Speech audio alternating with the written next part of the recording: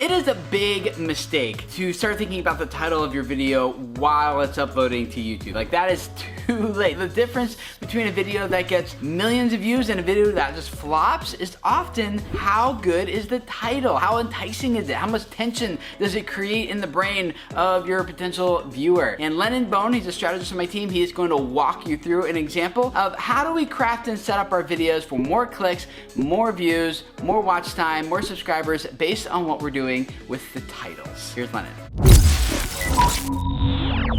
Hey friend, Lennon here. I am one of the strategists on the Video Creators team. Today, I'm looking at Tech with Brett, tech tutorials for you. And the big thing that I see on Brett's channel is something that I'm hoping will become kind of glaringly obvious as he watches this as well. And that has everything to do with his titles, bringing more value to the title. So what does that even mean? Like, value is something that can be different for everybody. So in these videos, I feel like he's targeting search in some way, like getting started with Google Stadia account, game screens, and controllers, right? Feels very search term optimized. Then we get down to this video and we're looking at how to create an Amazon Echo plus Fire TV home theater system. Now, while he may have looked at that in terms of a search topic or a long tail keyword, I'm gonna go ahead and push back and say, this is a human element. We're thinking of keywords here, not in terms of keywords like you usually think, but in terms of context. How can you give more context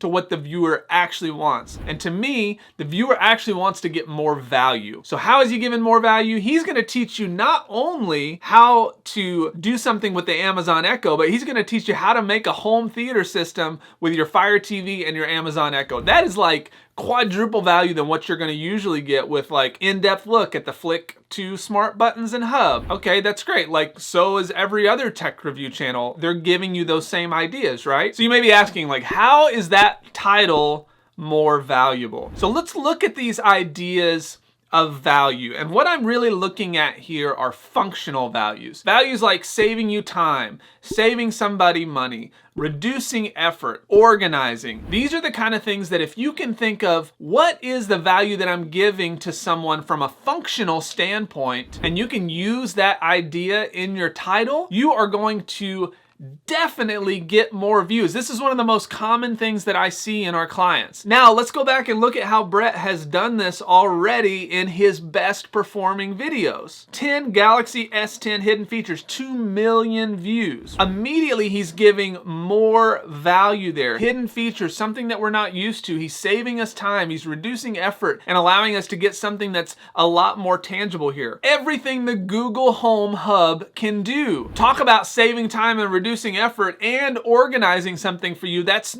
like the most functional title. 1.2 million views. Here he played off it again. Everything the Amazon Echo Show 5 can do. So now let's go back to some of these newer videos and think of how could they be titled to bring more value to the viewer. So if I'm looking at this idea of the setup and feature walkthrough of the new Google Pixel Buds, I feel like most people are looking at these kinds of videos to think, should I actually buy this? What's the difference between this product versus the others? And he actually does this. He sets these side by side and lets us look at them and says, this is the different size ranges, this is the differences in the packaging, the differences in the feeling. So what does somebody want to do here? They want to save time and save money. They want to understand, like, should I actually buy this product? I might say something like, the new Google Pixel Buds have this over the competition. So I'm doing two things with this title. I'm opening up a story loop because I'm saying this is the way that this outperforms the competition, but I'm not telling you what this is. So that creates intrigue. It lets somebody be like, well, what is the thing that it has that the others don't? And then I'm providing more value from a save time and money standpoint because I'm already saying, like, this is outperforming